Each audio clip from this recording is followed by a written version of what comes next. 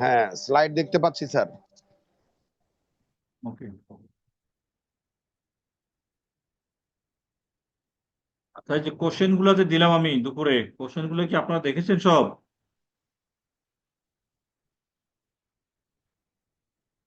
আগের আগের পরীক্ষার কোশ্চেন গুলো যে সব দিলাম দুপুরে, কালকে তো শুধু আলোচনা করেছি, আজকে সবগুলো প্রশ্নই এখানে আমি দিয়ে দিয়েছি, যাতে আপনারা প্রিন্ট আউট করে নিতে পারেন। আজকে না করলেও জি কালকে স্যার। করবেন, প্রশ্নগুলো আসলে লাগবে আপনাদের সবার। জি স্যার, এটা ভালোভাবে দেখেছি। ভালো একটা ইয়ে দিয়েছেন, ধন্যবাদ। আচ্ছা, পরিপত্র পরিপত্র নিয়ে আমরা কালকে যে আলোচনা করলাম, পরিপত্র নিয়ে, এই পরিপত্র আপনারা এখন যে যে কজন যুক্ত আছেন, সংযুক্ত আছেন, আপনারা মানে পরিপত্রটা কতজন দেখেছেন?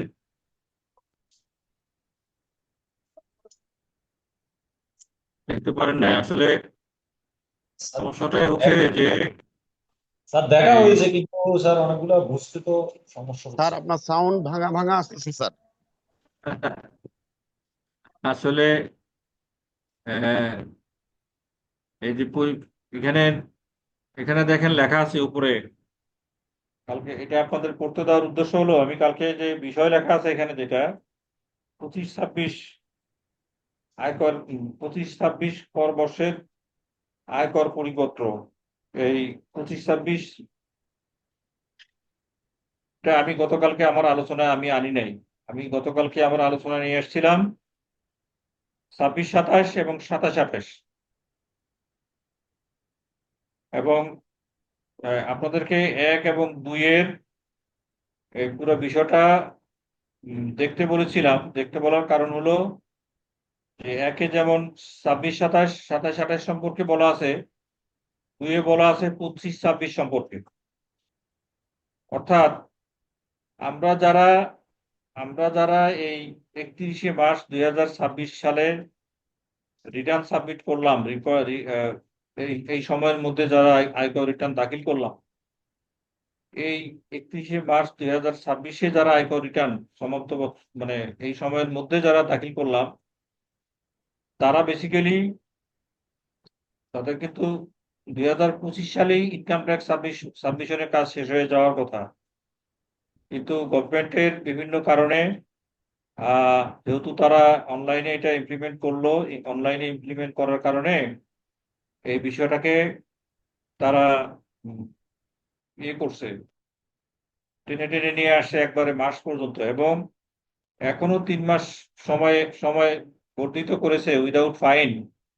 যারা সময়ের আবেদন করে রেখেছেন, তারা জুন পর্যন্ত without any fine return submit করতে পারবেন। এবং এই জুন মাসের মধ্যেই আরেকটা সার্কুলার এই এনবিআর থেকে আসবে। সেটা হচ্ছে যে সারা বছরই আপনি অনলাইনে রিটার্ন সাবমিট করতে পারবেন। আপনার এই অপশনটাও এই জুন মাসের মধ্যেই চলে আসবে। ফলে ইনকাম ট্যাক্স নিয়ে মানুষের পেরেশানি আর থাকবে না, সারা বছরই মানুষ রিটার্ন সাবমিট করতে পারবে।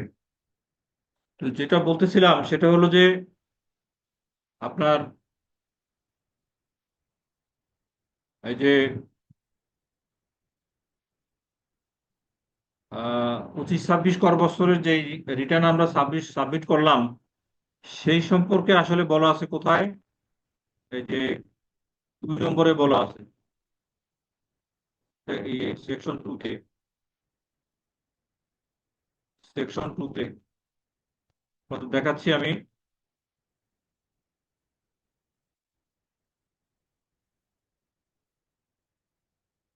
এই যে দেখেন সেকশন 2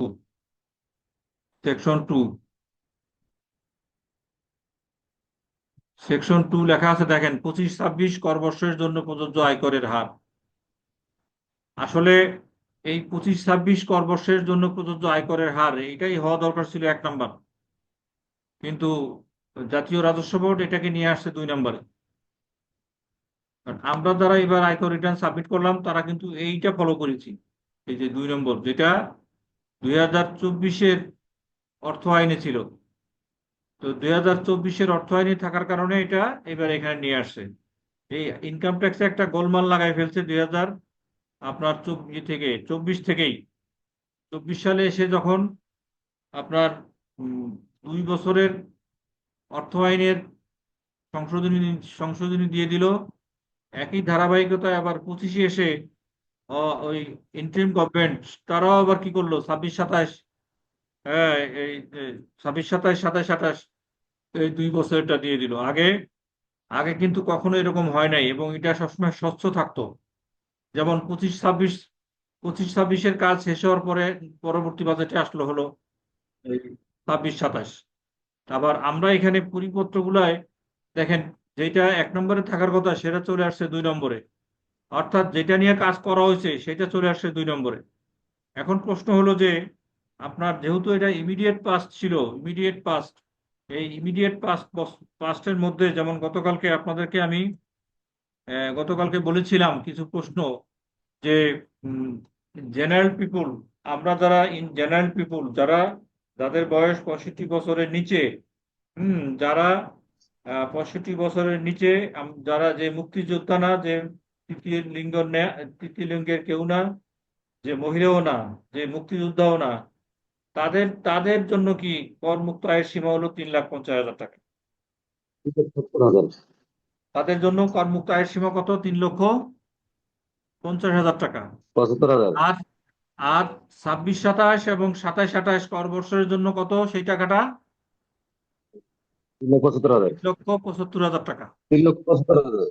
জি স্যার। ঠিক আছে। হুম।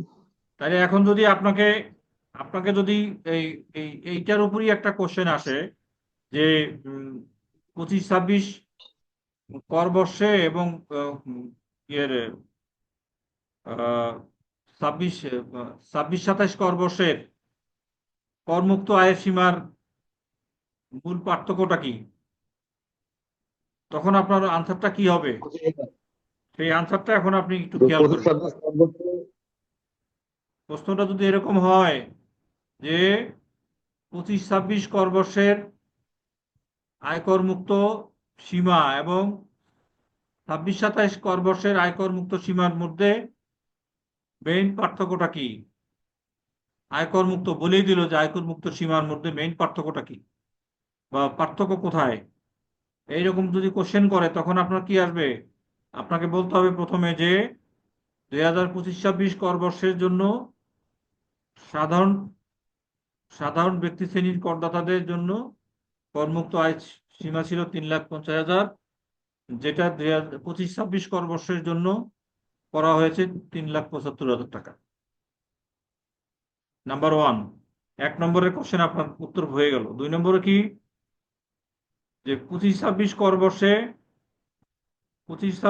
বর্ষে আপনার এই যে মহিলা এবং 65 বছরের যারা বয়স হয়ে গেছে, যারা সিনিয়র সিটিজেন, তাদের জন্য তাদের জন্য কত ছিল 25-26-এ?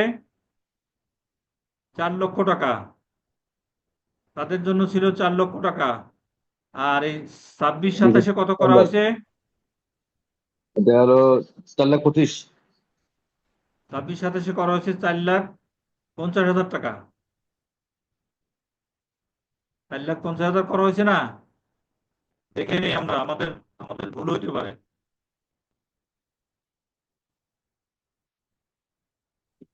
4,25,000 করা হয়েছে।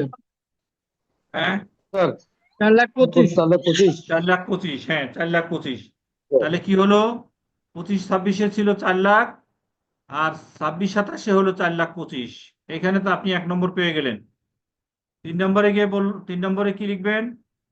তৃতীয় লিঙ্গের জন্য ছিল 25-26-এ আপনার কত ছিল? 25-26-এ 5 লাখ। 25-26-এ তৃতীয় লিঙ্গের জন্য কত ছিল? 4,75,000। 4,75,000। এটা 4,75,000।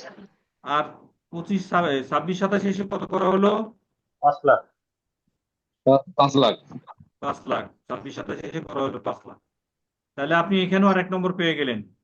তারপরে গেজেটভুক্ত মুক্তিযোদ্ধা, গেজেটভুক্ত মুক্তিযোদ্ধার জন্য আগে ছিল কত? 5 লাখ। আর এই 26-27 করা হয়েছে কত? 5,25,000। তাহলে আপনার কি হলো, এখানে যদি 5 নম্বরের একটা কোশ্চেন থাকে আপনি 5 নম্বর পেয়ে গেলেন। এইখানে 5-এ 5ই পাবেন, আপনি এখানে 1ও কাটতে পারবেন। এখানে আরেকটা যুক্ত হয়েছে 26-27-এ, যেটা জুলাই যোদ্ধা নামে আরেকটা অপশন আছে। ছাব্বিশ 5-25 সাতাশে এসে যেটা যুক্ত হয়েছে আরেকটা, সেটা হলো কি, জুলাই যোদ্ধা। হ্যাঁ জুলাই যোদ্ধা যুক্ত হয়েছে। তো জুলাই যোদ্ধাদেরকে আপনার যুক্ত করলেও তাদের জন্য তো আলাদা কোনো স্ল্যাব করে নাই, সে স্ল্যাব তো মুক্তিযোদ্ধাদের যেটা ছিল সেটাই আছে, ঠিক কিনা? জি।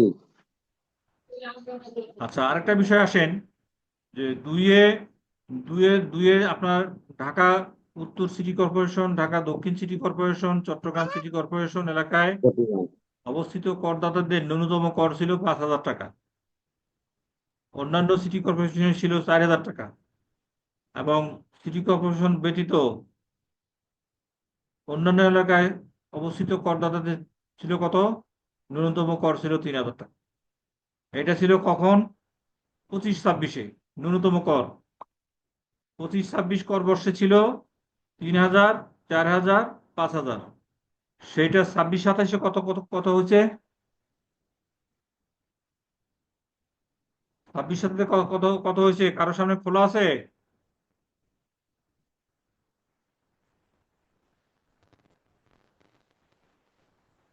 26-27-এ কত? সেই মনে হয় স্যার। হ্যাঁ, এটার তো মনে হয় স্যার কোনো চেঞ্জ হয়নি স্যার। স্যার চেঞ্জ নাই। এটা তো নাই। মনে হয় স্যার কোনো চেঞ্জ নেই স্যার। 3, 4, 5।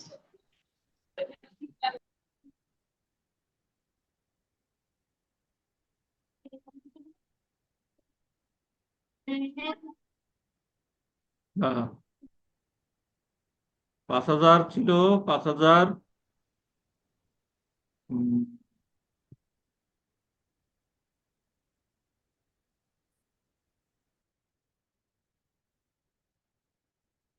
এখানে আপনার দেখেন 26-27-এ এসে ন্যূনতম কর হলো 5,000। ন্যূনতম কর 5,000, যেটা এই সামনে যারা রিটার্ন সাবমিট করবে তাদের জন্য এটা অ্যাপ্লিকেবল হবে। ন্যূনতম কর কত? 5,000 টাকা। আর ইন জেনারেল যারা নতুন করদাতাগণের জন্য, তাদের জন্য হলো 1,000 টাকা। তাহলে আগেরটা কিন্তু নাই, আগের স্ল্যাবটা কিন্তু নাই, চেঞ্জ হয়ে গেছে। তাহলে আপনার এইখানে যদি আপনার 1 নম্বরের প্রশ্ন আসে, 1 নম্বর বা 2 নম্বর, ছোট ছোট কোশ্চেন, ছোট ছোট উত্তর একদম প্রতি পয়েন্টে, যদি এরকম একটা কোশ্চেন আসে যে আপনার 25-26 কর বৎসরে, 25-26 কর বর্ষে ছিল কত? ন্যূনতম কর কত ছিল? ন্যূনতম কর কত ছিল? বা 25-26 কর বর্ষের সাথে 26-27 কর বর্ষে ন্যূনতম করের পার্থক্য কি? এখানে এরকম যদি একটা কোশ্চেন আসে, সেই কোশ্চেনের আনসারটা কে দিতে পারবেন বলেন, যারা এখন যুক্ত আছেন? একজন হ্যান্ড রেজ করে আপনি এটার আনসার দেন। স্যার ঢাকা উত্তর দক্ষিণ city corporation plus Chittagong city corporation জন্য 5,000 ন্যূনতম। আর আদার সিটি কর্পোরেশন 4,000। আর এর বাইরে হলো 3,000। হ্যাঁ, আর আনসারটা আরো 26-27 পরিষ্কার থেকে করে সব বলতে বাদ হবে। দিয়ে শুধু 5,000, এটা মানে এই জেনারেল 5,000 এবং নতুনদের জন্য 1,000 করা আছে 26-27 অর্থ বছর। আপনার ইয়ে আনসারটা ছাব্বিশ হবে এরকম সাতাশের যে ন্যূনতম কর 25-26, 5,000।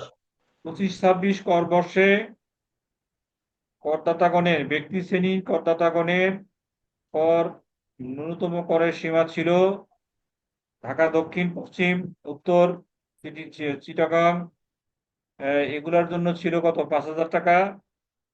তারপরে অন্যান্য সিটি কর্পোরেশনের ছিল 4,000 টাকা। বাদ বাকিদের জন্য ছিল 3,000 টাকা। যেটা 26-27 কর বর্ষের জন্য প্রযোজ্য হবে, পুরাতন করদাতাদের জন্য প্রযোজ্য হবে 5,000 টাকা, সবার জন্যই 5,000 টাকা প্রযোজ্য। আর নতুন করদাতাদের জন্য সেটা 1,000 টাকা করা হয়েছে। এইটুকু হলো আপনার উত্তর। আচ্ছা স্যার, ওই বহুল আলোচিত একটা কথা, সেটা হচ্ছে ওই জিরো রিটার্ন এটা নিয়ে বহুত লেখালেখি হয়েছে পত্রিকায়। স্যার এটা যদি একটু ক্লিয়ার করে দিতেন। কোন বিষয়? ওই যে ওই জিরো রিটার্ন নিয়ে অনেক লেখালেখি হয়েছিল না পত্রিকায়? সিকিউরিটি। হ্যাঁ, জি জি স্যার। ওই 3,50,000 টাকার কলমটা আর কি স্যার? সিকিউরিটি না, জিরো রিটার্ন। এটা অনেকেই মনে করে শূন্য রিটার্ন দেখায়, স্যার কোনো শূন্য রিটার্ন দেখে আগ্রহ ওটার দেখায় না। বিষয়টা একটু ক্লিয়ার করে দেন। আচ্ছা, না, সেটা ক্লিয়ার করব। সেটা সেটা আমরা ওখানে যখন যাব তখন ক্লিয়ার করব। আমরা এখন যে জায়গাটায় আছি, এখানে আপনারা আমাকে একটু সহযোগিতা করেন, তাহলে আমি আপনাদেরকে বিষয়টা খুব সহজভাবে বোঝাইতে পারবো। এই যে 1 এবং 2-এর যে বিষয়টা বললাম, এখানে এই পরিপত্র থেকে আপনার কি, যদি 1 নম্বরের কোশ্চেন হয়, তাহলে এইখান থেকে 1 নম্বর কোশ্চেন আপনার নিশ্চিত করতে হবে। 80 নম্বরের মধ্যে যদি এই পরিপত্র থেকে 2 নম্বরের কোশ্চেন হয়, তাহলে এই 1 এবং 2 থেকে আপনার সেটা নিশ্চিত করতে হবে। সেই নিশ্চিত করার জায়গাটা আপনার কি, ব্যক্তি শ্রেণীর করদাতার জন্য আমি 2টা কোশ্চেন করলাম। সেই 2টা কোশ্চেন আপনার এখানে, আপনারা যারা এখন আছেন আমার সাথে, তারা বুঝতে পেরেছেন কিনা, কতটুকু আপনাদের এই বিষয়ে মানে প্রশ্নের আনসারটা কিন্তু আপনাকে, আপনি বুঝতে পারতেছেন যে আনসারটা এই, কিন্তু আনসারটা লেখার সময় লেখার স্টাইলটা আপনার হইতে হবে কি, আমি যেভাবে বলতেছি সেভাবে। যদি আপনার লেখার স্টাইলটা আপনি ছেড়ে ছেড়ে লেখেন, আপনার পরিষ্কার কথাটা কথাটা যদি না আসে, আপনি লিখলেন 2 পাতা, কিন্তু 2 পাতা লিখেও আপনি বুঝাইতে পারলেন না যে এক্সামিনারকে, যে 2025-26-এর ন্যূনতম কর আর 26-27-এর ন্যূনতম করের বিধানটা, তাহলে হলো কি, আপনাকে দুই দুই পাঁচটা পড়ে আরো বিরক্ত হবে, নাম্বারই দিবেন। এই জন্য আপনার 2 পাতা লেখার দরকার নাই, আপনি 2 লাইন লেখেন। সেই 2 লাইন হতে হবে কি পরিচ্ছন্ন, যে 25-26 কর বর্ষে ছিল 5,000, 4,000, 3,000, আর সেইটা এইবার 26-27 কর বর্ষে এসে হয়েছে হলো 5,000, এবং নতুন যারা করদাতা তাদের জন্য সেটা খরচ 3,000। এইভাবে আপনি কথাটা পরিষ্কার করে বলবেন, তাইলে আপনার কি নাম্বার একদম ফুল নাম্বার, অঙ্কের মতো নাম্বার পাবেন আপনি। এবার আসেন, এখন আসেন আপনি ইতে, এই যে একটা একটা জায়গা আমরা কি ক্লিয়ার হইলাম, হওয়ার পরে আর কালকে যে বিষয়ে বললাম যে আপনার যেটা আজকেও রিপিট করলাম যে আপনার প্রশ্ন, ছোট ছোট কোশ্চেন যদি হয়, সবগুলার একসাথে বড় নম্বর না দিয়ে বলতে পারে যে উম, ওই যে তৃতীয় লিঙ্গের করদাতাদের ক্ষেত্রে, বা 24-এর জুলাই যোদ্ধা দ্বারা, জুলাই যোদ্ধাদের সাথে মুক্তিযোদ্ধাদের করমুক্ত সীমার পার্থক্য কি, এরকম একটা কোশ্চেন আসতে পারে। জুলাই যোদ্ধাদের সাথে মুক্তিযোদ্ধাদের ন্যূনতম করের এই করমুক্ত সীমার মধ্যে কি পার্থক্য, কি উত্তর দিবেন?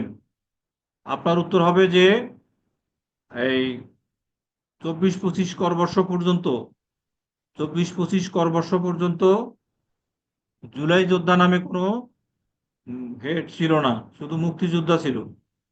গ্যাজেটভুক্ত যোদ্ধা তো মুক্তিযোদ্ধা পর্যন্ত ছিল, এবং সেখানে কি ছিল আপনার আহ, জুলাই 24-এর কোনো মুক্তিযোদ্ধা ছিল না। জুলাইয়ের মুক্তিযোদ্ধা যোগ করা হয়েছে হলো ইতে 25-এর অর্থ আইনে এসে, 25-এর অর্থ আইনে এসে, এবং সেখানে এটা তাদের জন্য করা হয়েছে হলো 5 লাখ টাকা। ফলে তার আগের কর বছরের জন্য, 24-25 কর বর্ষে গেজেটভুক্ত জুলাই মুক্তিযোদ্ধা যেহেতু ছিল না, তাদের কোনো করমুক্ত আহ, আয়ের সীমাও ছিল না। এই এই 2 লাইন হচ্ছে আপনার উত্তর। তাহলে আপনার কিসের উপর আনসার উত্তর প্রশ্ন আসতে পারে মহিলা করদাতা এবং সিনিয়র সিটিজেন নিয়ে, তৃতীয় লিঙ্গের করদাতা নিয়ে, প্রতিবন্ধী করদাতা নিয়ে, গ্যাজেটভুক্ত যুদ্ধাহত মুক্তিযোদ্ধা, গ্যাজেটভুক্ত আপনার জুলাই যোদ্ধা, এদেরকে নিয়ে, আর হলো ন্যূনতম কর নিয়ে আসতে পারে। এখন আসেন হলো সারচার্জ। এখন আসেন সারচার্জ নিয়ে। সারচার্জ, আচ্ছা, সারচার্জের সারচার্জের ক্ষেত্রে আপনার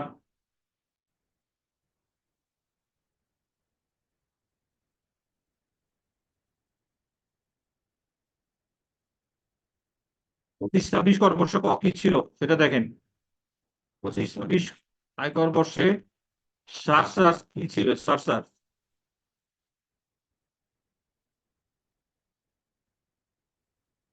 আপনার এই যে 26-27 কর বর্ষে দেখেন, 26-27 কর বর্ষে আপনার সারচার্জ সম্পর্কে যে বিষয়টা বলা আছে 26-27, এটা এইবার কার্যকর হবে। বলা হচ্ছে যে বিশেষ সারচার্জ সিগারেট, বিড়ি, জর্দা, গুল সহ সকল প্রকার তামাকজাত পণ্য প্রস্তুতকারক করদাতার উক্ত ব্যবসা হইতে অর্জিত আয়ের উপর 2.5% হারে সারচার্জ পরিশোধ করতে হবে। অর্থাৎ 26-27 কর বর্ষ থেকে যারা এই উপরোক্ত ব্যবসার সাথে জড়িত, সিগারেটের ব্যবসা, হাকিমপুরি জর্দা আছে, তারপরে যত রকমের জর্দা কোম্পানি আছে, যত রকমের বিড়ি সিগারেট কোম্পানি আছে, যারা গুড় কোম্পানি আছে, তামাকজাত পণ্য প্রস্তুত করে, তাদের তাদের ক্ষেত্রে কি এই যে আপনার এই স্বাভাবিক নিয়মে যে করটা তার আসবে, সেই স্বাভাবিক নিয়মে করের থেকে তাকে আবার 2.5% সারচার্জ দিতে হবে, বেশি কর দিতে হবে। এই ব্যবসা করাটা এডিশনাল ইনকাম ট্যাক্স তার উপর ইম্পোজ করা হয়েছে। কবে স্যার থেকে করা হয়েছে? সারচার্জটা একটু ক্লিয়ার হইতে হবে স্যার, সারচার্জটা কি স্যার? জিনিসটা একটু এটা বোঝাই হলো বলবেন? বিশেষ সারচার্জ। এই যে এখন যেটা বললাম, কি এটা স্যার হলো বিশেষ সারচার্জটা কি? সারচার্জ। যারা সিগারেট, বিড়ি, জর্দা, গুল সহ অন্যান্য এই জাতীয় পণ্য, যে 1.7 থেকে আপনার কোশ্চেন আসতে পারে যে বিশেষ সারচার্জ বলতে আপনি কি বোঝেন? ঠিক আছে। বিশেষ সারচার্জ কাদের উপর প্রযোজ্য? তখন আপনাকে এই যে এখানে যে এইটুকু লেখা আছে, এই লেখাটুকুলি আপনার উত্তর। যে যারা বিড়ি, সিগারেট, জর্দা, গুল সহ বিভিন্ন তামাকজাত পণ্য প্রস্তুত করেন, ব্যক্তি শ্রেণীর করদাতা, তাদের ক্ষেত্রে তাদের ক্ষেত্রে এই সমস্ত ব্যবসা করার কারণে তার নিয়মিত যে ইনকাম ট্যাক্স, সেটার বাইরে তাকে আবার গিয়ে 2.5% তার ইনকামের উপরে, তার যে টোটাল ইনকাম, সেই টোটাল ইনকামের উপরে তাকে সারচার্জ দিতে হবে। এটা হচ্ছে বিশেষ সারচার্জ। 2.5। এই কথাটা আপনাকে বলতে হবে। জাস্ট এখানে যেটুকু লেখা আছে এইটুকু।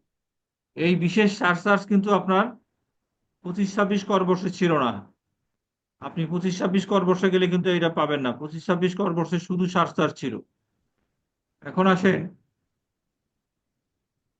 এই আমি দুইটা বছর আপনাকে ক্লিয়ার করতেছি।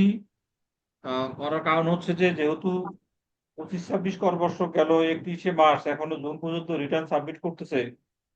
তাহলে আপনার যদি জুনের মধ্যে যদি পরীক্ষা হয়, তাহলে আপনার 25-26 কর বর্ষে কনসিডার করা লাগতে পারে আপনার আনসারে। আর যদি আমাদের পরীক্ষাটা জুনের পরে হয়, তখন 26-27 কর বর্ষ শুরু হয়ে যাবে। তখন আপনাদের সকল প্রশ্নের ভিত্তি শুরু হয়ে যাবে 26-27 কর বর্ষ নিয়ে। আপনাদের আনসার গুলো তখন 26-27 কর বর্ষ অনুযায়ী হবে।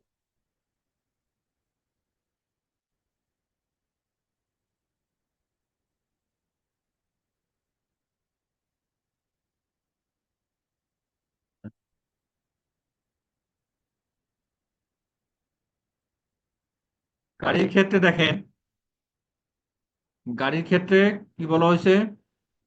26-27 এবং 27-28 কর বর্ষে, 26-27 এবং 27-28 কর বর্ষে যারা রিটার্ন জমা দিবেন, তাদের ক্ষেত্রে গাড়ির জন্য, তাদের যদি গাড়ি থাকে 1500 সিসি পর্যন্ত 25,000 টাকা, 1500 সিসি পর্যন্ত 25,000 টাকা, 1500 সিসির অধিক কিন্তু 2000 সিসির অধিক নয়, অর্থাৎ 15 থেকে 2000 হলো 50,000 টাকা, 2000 থেকে 2500 সিসি পর্যন্ত হচ্ছে 75,000 টাকা, 25, তারপরে 2500 থেকে 3000 সিসি পর্যন্ত 1,50,000 টাকা, 3000 সিসি থেকে 3500 সিসি পর্যন্ত 2 লক্ষ টাকা, 3500 থেকে ততোধিক মানে সিসির গাড়ির জন্য 3,50,000 টাকা আপনার কি কিরিয়ে দিতে হবে। আপনি যখনই ট্যাক্স টোকেন রিনিউ করতে যাবেন আপনাকে এই ট্যাক্সটা দিতে হবে। কোন কর বর্ষের জন্য প্রযোজ্য এটা? 26-27 এবং 27-28 কর বর্ষের জন্য এটা প্রযোজ্য। মনে থাকবে? আপনার প্রশ্নটা যদি এরকম হয় যে 26-27 কর বর্ষের জন্য বাস, মিনিবাস, কোস্টার, প্রাইম মুভার বা এই কোনো কিছুরই নাম উল্লেখ করলো না, বললো যে কোনো স্বাভাবিক ব্যক্তির ক্ষেত্রে যদি তার মোটর গাড়ি থাকে, মোটর মোটর মোটর গাড়ি থাকে, তাহলে তার ক্ষেত্রে ন্যূনতম তার টিডিএস অগ্রিম করের বিধানটা কি? এইটুকু আপনার কাছে একটা প্রশ্ন করবে। যাদের গাড়ি আছে তাদের ক্ষেত্রে অগ্রিম করের বিধানটা কি? এটা এখানে আপনার 2 নম্বর বা 5 নম্বরে একটা কোশ্চেন দিয়ে দিন। তাহলে আপনি এখানে আপনাকে খেয়াল করতে হবে যে যদি আপনার 26-27 কর বর্ষ বলে তাহলে আপনার উত্তর হলো এইটুকু। এই যে এখানে যেটুকু আছে যে কোনো স্বাভাবিক ব্যক্তির যদি 1500 সিসি পর্যন্ত মোটর গাড়ি থাকে, তাকে ফিটনেসের সময় তার ট্যাক্স টোকেন ফিটনেস ট্যাক্স টোকেনের সময় 25,000 টাকা তাকে অগ্রিম কর দিয়ে আসতে হবে। যদি তার গাড়ির 1500 থেকে 2,000 সিসির মধ্যে হয় 50,000 টাকা দিয়ে আসতে হবে, অগ্রিম কর দিয়ে আসতে হবে। এই 25-26 যদি বলে থাকে তাহলে আপনাকে এইভাবে বলতে হবে। এখন এই বিষয়টা যদি আপনি মুখস্থ না করেন, আপনারা যদি মাথায় না নেন, এটা কি আপনার বানায় লেখার সুযোগ আছে? আপনারা বলেন আমাকে। তো আপনার অসম্ভব বানায় মুখস্থ লেখার করা। কোনো সুযোগ নাই, এটা আপনাকে জাস্ট মুখস্থ করে ফেলতো। যাদের গাড়ি আছে এখানে তাদের অগ্রিম করের সীমা কি? ব্যক্তি শ্রেণীর করদাতার ক্ষেত্রে অগ্রিম করের সীমা কি? এটা আপনার এইটুক লিখলেই আপনার নম্বর হয়ে যাবে 5 নম্বর। ঠিক আছে, এখন আসেন, তাহলে এটা হলো 26-27 কর বর্ষের জন্য। এখন যদি আপনার এই আপনার পরীক্ষা যদি জুনের মধ্যেই হয়ে যায়, জুনের মধ্যেই যদি আপনার পরীক্ষা হয়ে যায়, তখন আপনি কি কি করবেন, কি আনসার দেবেন? জুনের মধ্যে যদি আপনার পরীক্ষাটা হয়ে যায় তখন কি আনসার দিবেন সেই বিষয়ে আপনাকে আমি এখন দেখাচ্ছি। স্যার এটা তো কোনো চেঞ্জ দেখতেছি না, চেঞ্জ নাই তো স্যার। 25-26 এবং 26-27 এর মধ্যে কোনো চেঞ্জ নাই স্যার। অর্থাৎ তার গাড়ির ব্যাপারে কোনো চেঞ্জ নাই। না না, চেঞ্জ তো দেখতেছি না স্যার। গাড়ির ব্যাপারে কোনো চেঞ্জ নাই, তাহলে আপনার কি হলো, আপনার উত্তরটা কি? এই যে যে ভাই উত্তরটা দিলেন, আপনার উত্তরটা কিন্তু এরকম হইতে হবে যে 2025-26 কর বর্ষের সাথে 26-27 কর বর্ষে ব্যক্তি শ্রেণীর করদাতা যার গাড়ি আছে, যার নিজের নিজের গাড়ি আছে, তার অগ্রিম করের বিধানটা কি? তখন কিন্তু আপনাকে এই কথাটা বলতে হবে, এই যে আপনি যে উত্তরটা দিলেন যে জি। 25-26 কর বর্ষে আপনার আনসারটা এভাবেই বলবেন। 25-26ই বলুক আর 26-27ই বলুক, পার্থক্য যদি করতে বলে পার্থক্য বলবেন যে কোনো পার্থক্য নাই, একই আছে। আর যদি বলে যে বিধানটা কি, সেই বিধানটা আপনাকে এখানে দেখেন দুইটা আপনার দেখার কথা হলো যে এই আপনি যদি পড়াশোনা না করেন, আপনাকে কিন্তু পড়াশোনা করতে হবে। পড়াশোনা যদি আপনি না করেন এগুলার কিন্তু আপনি আনসার দিতে পারবেন না, আপনার জবাব থাকবেন, আপনি বানায় লিখতে পারবেন না এখানে আপনাকে না, এটা বানায় গাড়ির। লেখার কোনো সুযোগ নেই স্যার। এখন আপনি যদি এখানে এটা যখনই আপনি পড়বেন, গাড়ির সিসি কত রকমের হয়, 1500 সিসি থেকে গাড়ি শুরু। 1500 1500 সিসি থেকে কম হলে পরে তার কোনো অগ্রিম কর দেওয়া লাগতেছে না।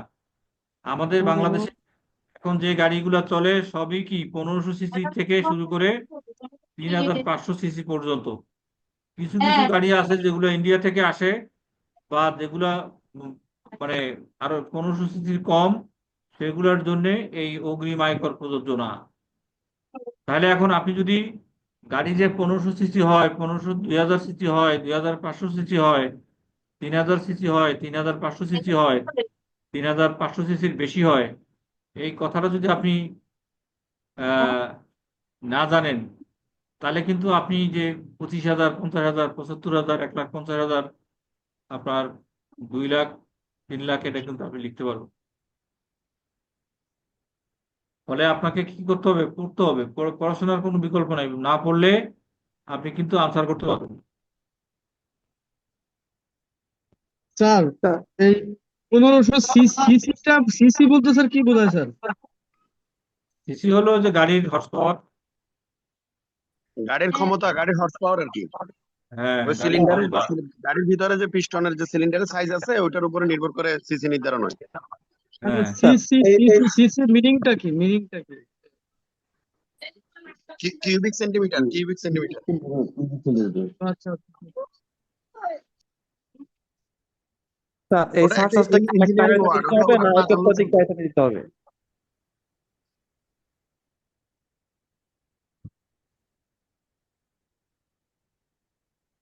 আপনারা কি মিটিং কেউ রেকর্ড করতেছেন? আমার কাছে মেসেজ আসতেছে বারবার, রেকর্ড করলে করেন, অসুবিধা নাই। রেকর্ড করলে সুবিধা, কারণ যেমন গতকালকের সেশনটা আমিও রেকর্ড করতে ভুলে গেছি, আমার লোকজনও রেকর্ড করতে ভুলে গেছি। ফলে গতকালকের সেশনে কোনো রেকর্ড নাই। আপনারা যদি কেউ করে থাকেন গতকালকে রেকর্ডটা, তাহলে আমাকে একটু দেওয়ার ব্যবস্থা করেন। স্যার আজকের সেশনে রেকর্ড করতেছেন স্যার? গতকালকের সেশনের কোনো রেকর্ডিং যদি আপনাদের কারো কাছে থেকে থাকে, তাহলে আহ, তাহলে আপনারা সেই রেকর্ডটা আমাকে একটু দেওয়ার ব্যবস্থা করবেন।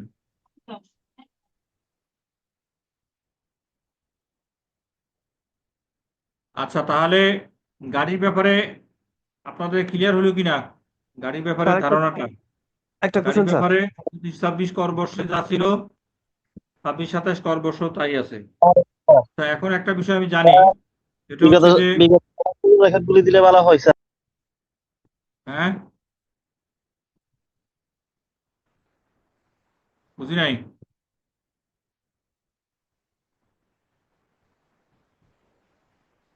স্যার এই গাড়ির সার্চাসটা কি 1 টাকায় থাকলে দিতে হবে না একের অধিক গায়ে থাকলে প্রযোজ্য হবে? হ্যাঁ হ্যাঁ, একটু আমি কথা বোঝা যাচ্ছে না আপনার। স্যার গাড়ির এই সার্চাস 1 টাকায় থাকলে দিতে হবে না একের অধিক গাড়ি থাকলে দিতে হবে? না না, আপনার যদি গাড়ি দুইটা থাকে, দুইটা গাড়ির মধ্যে জন্য দিতে হবে। আপনার যদি একটা গাড়ি থাকে তাহলে একটা গাড়ি দিবেন, দুইটা গাড়ি থাকলে দুইটা দিবেন, তিনটা গাড়ি থাকলে তিনটার জন্য দিবেন। সাধারণত যেটা হয় সেটা হচ্ছে যে 2000 সিসির বেশি যে সমস্ত গাড়ি, সেগুলি কেউ ব্যক্তি নামে কেনে না, সেগুলো কোম্পানির নামে কেনে, প্রতিষ্ঠানের নামে কেনে। হুম, এখানে এখানেও একটা শুভঙ্করের ফাঁকি আছে। তো সেই শুভঙ্করের ফাঁকি আবার আয়কর কর্তৃপক্ষ বিভিন্নভাবে সেটা কি করছেন, যে এটাকে প্রোটেকশন করছেন। গাড়ি বাবদ যে ইনকাম ট্যাক্স অগ্রিম আয়কর দিয়ে আসে, সেটার জন্য কোনো কর রেয়াত পায় না কোম্পানির ক্ষেত্রে। অর্থাৎ ওইটা দেওয়া হয়েছে মানে এটা শেষ, এটার কোনো আর কোনো নাই। ওইটার জন্য সে কোনো কর অব্যাহতি পাবে না, করের সে কোনো সুবিধা পাবে না। বিষয়টা এরকম। স্যার আজকে আমাদের নতুন ক্লাস, এর আগের ক্লাসগুলো স্যার যদি পাইতাম রেকর্ড ক্লাস ভালো হতো স্যার। প্রথম সেশনের ক্লাসটা দেখেন, ওখানে দেওয়া আছে, ওই যে এর আগের ক্লাসটা দেওয়া আছে আপনার। এর আগেও শেয়ার করেছি, আজকেও শেয়ার করেছি। ওখানে 1 ঘন্টা 50 মিনিটের রেকর্ডিং দেওয়া আছে। ওই পুরো সেশনটা যদি আপনি শোনেন, আপনার অনেক কিছুই আপনার জন্য ক্লিয়ার হয়ে যাবে। তাহলে গাড়ি ব্যাপারে গেল, গাড়ি ব্যাপারে আমরা জানতে পারলাম। এখন আসেন এই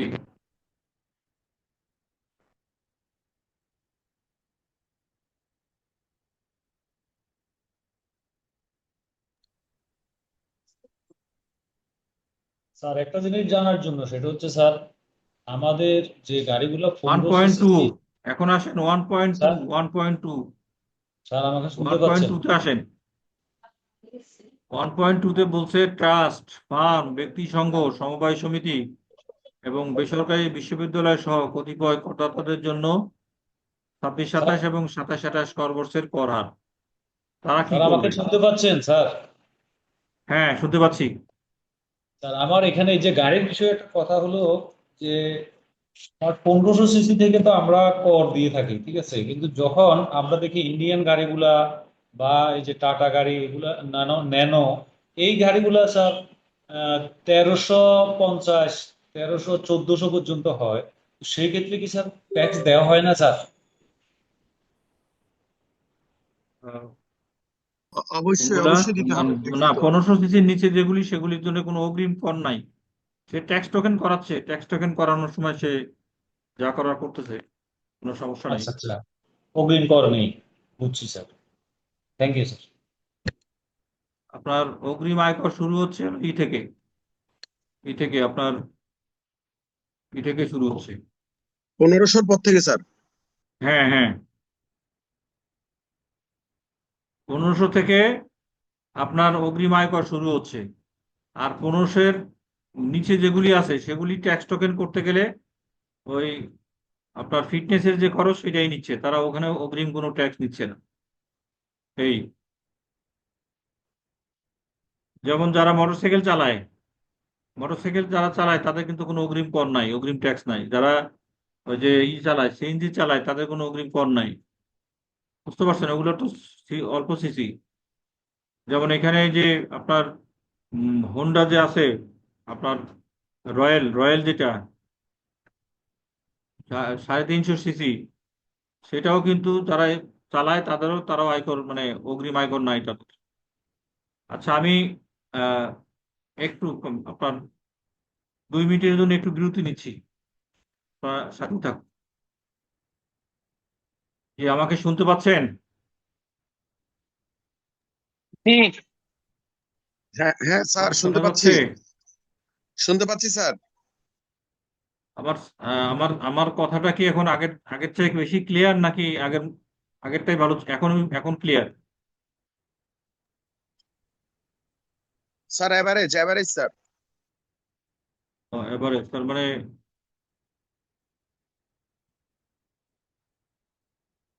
স্যার এখন স্পষ্ট শোনা এখন শোনা এখন গেছিল। এখন শুনতে পাচ্ছেন? হ্যাঁ স্যার, শুনতে পাচ্ছি। স্যার শোনা যাচ্ছে। ক্লিয়ার ক্লিয়ার ক্লিয়ার একদম? Sir clear. আচ্ছা, ঠিক আছে, থ্যাংক ইউ। আমরা আবার সেশনে আসি। সেটা হচ্ছে যে সেটা হচ্ছে যে আপনার 1.2, 1.2-তে এই যে কর হারের কথা বলা আছে 1.2-তে, দেখেন, কোম্পানি, ফার্ম, ব্যক্তি সংঘ নহে, কোম্পানি, ফার্ম বা ব্যক্তি সংঘ নহে, বাংলাদেশে অনিবাসী, এইরূপ অন্যান্য সকল করদাতার ক্ষেত্রে আয়ের উপর প্রদত্ত আয়কর হলো 30%। কি হলো? কোম্পানি, ফার্ম এবং ব্যক্তি সংঘ নহে, বাংলাদেশে অনিবাসী, এরূপ অন্যান্য সকল করদাতার ক্ষেত্রে আয়ের উপর তার প্রযোজ্য আয়কর হচ্ছে 30%। কাদের জন্য? অনিবাসী আয় করদাতার জন্য 30%। 2 নম্বরে কি বলছে? কোম্পানি নহে, সিগারেট, বিড়ি, জর্দা, গুল সহ সকল প্রকার তামাকজাত পণ্য প্রস্তুতকারক এরূপ করদাতার উক্ত ব্যবসায় হতে অর্জিত আয়ের উপর প্রযোজ্য আয়কর হলো 45%, 45%। কোম্পানি নহে কিন্তু কি করে?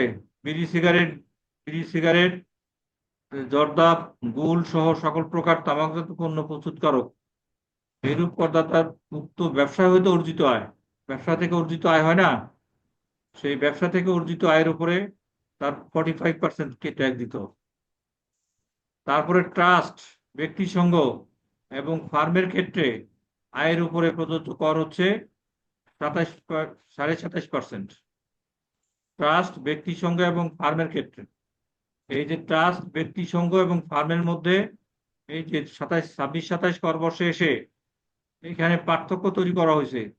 অর্থাৎ 25-26 কর বছর পর্যন্ত পার্টনারশিপ ফার্ম ছিল ব্যক্তি শ্রেণীর করদাতার অন্তর্ভুক্ত।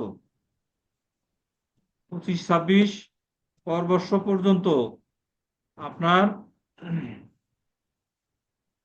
পার্টনারশিপ ফার্ম ছিল ব্যক্তি শ্রেণীর করদাতা হিসাবে, যেটা এই 26-27 এসে এইটাকে এখন আর ব্যক্তি শ্রেণীর করদাতা হিসাবে সে রিটার্ন দিতে পারবেন। তাকে রিটার্ন দিতে হবে কি এই আলাদাভাবে রিটার্ন দিতে হবে, এবং তার ট্যাক্স রেট হচ্ছে 27.5%। তার মানে কোনো পার্টনারশিপ ফার্ম এখন কিন্তু আর সেই কোনো ট্যাক্স রিবেট সে পাবে না।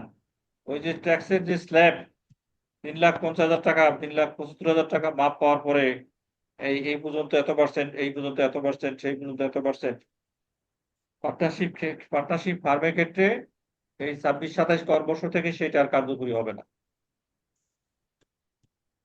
এইটা খুব ভালোভাবে নোট নিবেন, যেহেতু এটা একটা পার্থক্য। আপনাকে এখানে প্রশ্ন আসতে পারে যে পার্টনারশিপ ফার্মের ক্ষেত্রে 25-26 কর বর্ষ এবং 26-27 কর বর্ষে আয়করের হার কি, আয়কর সম্পর্কে আয়করের হার কি ছিল বলুন। এই কোশ্চেনটা আপনি আপনার খাতায় নোট করে রাখেন 100% গুরুত্বপূর্ণ হিসাবে, কারণ এটা হচ্ছে এই বছরের পরিবর্তন, যেটা 25-26 কর বছরে ছিল না, এইবারই নতুন প্রথম আসছে। 26-27 কর বর্ষ থেকে কার্যকর হবে ফার্মের ক্ষেত্রে, পার্টনারশিপ ফার্মের ক্ষেত্রে। আপনার আগে যে ব্যক্তি শ্রেণীর করদাতার মতো রিটার্ন জমা দিতে পারতো, সেটা সেই বিধান রহিত করে 26-27 কর বর্ষ থেকে এইখানে ট্যাক্স দিতে হবে 27.5%। অর্থাৎ কোম্পানির যে কোম্পানির ট্যাক্স রেটটা এখানে অ্যাপ্লাই করা হলো। স্যার 1.2 এর কি 3 নাম্বারটা স্যার? স্যার এটা কি 1.2 এর 3 নাম্বারটা বলতেছেন? ওটা এটা কি 1.2 এর 3 নাম্বার? 1.2 এর 3 নাম্বার, রাইট। 1.2 এর 3 নাম্বারটা আপনার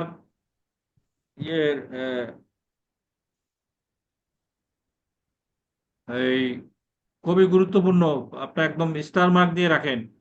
কি কোনটু এখানে ট্রাস্ট, ব্যক্তি সংঘ এবং ফার্ম তিনটাই আপনার আসবে না, আপনার শুধু ফার্মের কথা আসবে। ফার্ম যেহেতু এইটাই চেঞ্জ হচ্ছে, 25-26 কর বর্ষ পর্যন্ত ছিল ব্যক্তি করদাতা হিসাবে, তো ওইখানকার সব সুযোগ সুবিধা ভোগ করতো।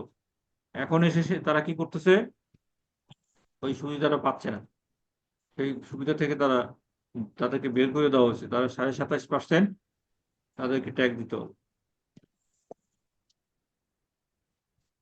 এখান থেকে এই কোশ্চেনটা হতে পারে। তারপরে আসেন সমবায় সমিতি আইন 2001 এর 2001 অনুযায়ী নিবন্ধিত সমবায় সমিতির ক্ষেত্রে আয়ের উপর প্রযোজ্য আয়কর। আগে বলতে অনেক আগে আর কি, সমবায় সমিতির আয়ের উপরে কোনো ট্যাক্স ছিল না। 2012 সালের আগ পর্যন্ত, 2012 সাল পর্যন্তই বলা চলে আর কি, সমবায় সমিতির আয়ের উপরে কোনো আয়কর ছিল না, যে কারণে মানুষ সমবায় সমিতি বেশি করতেছিল, সমবায় সমিতি করতেছিল। মনে করেন যে একটা প্রফেশনাল বডি, একটা গ্রুপ অফ পিপল এক জায়গায় হলেই তারা কি করতো, একটা সমবায় সমিতি তৈরি করে ফেলতো। কারণ সমবায় সমিতি থেকে তারা যে ব্যবসা বাণিজ্য করতো সেটার উপর কোনো তাদের ট্যাক্স দেওয়া লাগতো না, তাদের তাদের সবকিছুই তারা করে আওতার বাইরে ছিল।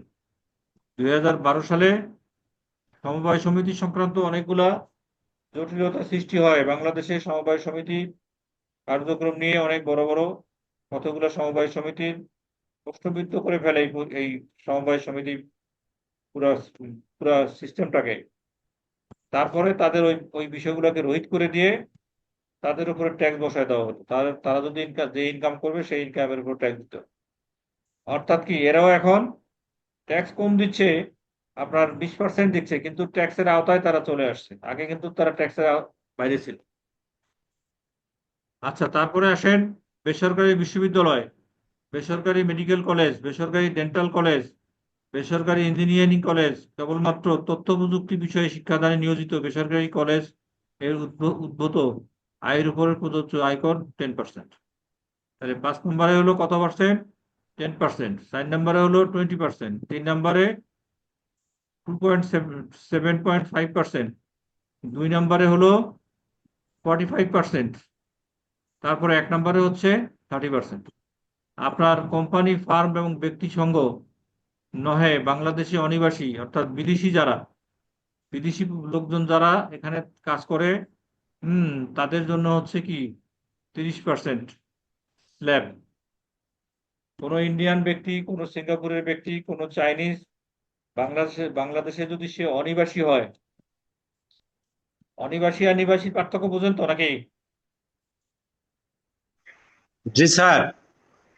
অনিবাসী জি, করদাতা, বুঝছি। নিবাসী করদাতার পার্থক্য বোঝেন তো? জি স্যার। হ্যাঁ, তো যারা 182 নিবাসী দিনের এবং বেশি অনিবাসী বাংলাদেশে করদাতার অবস্থান। পার্থক্য বোঝেন, তাদের জন্য এটার প্রশ্নের উত্তরটা খুব সহজ। আমি তারপরেও আপনাদেরকে বলি, 382 দিন একটা অর্থ বছরে, অর্থ আয় বছরে, যে যার ইনকাম ট্যাক্স ফাইল সাবমিট করা হচ্ছে, তিনি যদি 382 দিন বাংলাদেশে অবস্থান করেন, তাহলে সে হলো স্যার নিবাসী করদাতা। 182 দিন, 183 দিন। হ্যাঁ, তাহলে তখন হলো সে নিবাসী করদাতা। আর নিবাসী। যদি সে ওইটার কম কম থাকে, তাহলে হয়ে যাবে সে অনিবাসী করদাতা। তাহলে অনিবাসী করদাতার জন্য কত percent? 30% direct flat tax. Rate. 1.2, 1.2-তে এটা আসলো। তাহলে এই 1.2-তে কি বলছে? ব্যক্তি সংঘ, ট্রাস্ট, ফার্ম, সমবায় সমিতি। এখানে আপনার প্রশ্নটা এরকম হইতে পারে যে ট্রাস্ট, ফার্ম, ব্যক্তি সংঘ, সমবায় সমিতি এবং বেসরকারি বিশ্ববিদ্যালয় সহ কতিপয় করদাতাদের জন্য 26-27 কর বর্ষের বিধান কি? 26-27 কর বর্ষে করের বিধান কি? এরকম একটা প্রশ্ন আসতে পারে। সেই প্রশ্নটা যদি আসে, আপনাকে এখানে যেটুকু বলা আছে 1, 2, 3, 4, 5, এইটুকু আপনাকে লিখতে হবে। লিখলে আপনি ফুল মার্কস পাবেন। এখন এই ফুল মার্কস যদি আপনাকে নিতে হয়, তাহলে কি কি করতে হবে? আপনাকে এটা মুখস্থ করতে হবে। আপনি কিন্তু বানায় লেখার কোনো সুযোগ নাই। আপনি যে বানায় লিখবেন, বানায় লিখে উত্তর দিবেন, কোনো স্কোপ নাই, কোনো সুযোগই নেই। তারপরে আসেন স্যার 3 নাম্বারটা 1.3। আরেকবার বুঝিয়ে দিন। হ্যাঁ, স্যার 3 নাম্বারটা আরেকবার বুঝাই দিলে ভালো হয়। আপনাদের কথা আমি বুঝতেছি না কেন ঠিক মতো।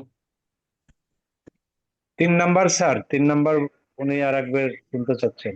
3 নম্বরটা আরেকবার বুঝাইতে বলতেছেন? আচ্ছা, 3 নম্বরটা হলো আপনার 3 নম্বরের মধ্যে পার্টনারশিপ ফার্মটা ঢুকানো হয়েছে।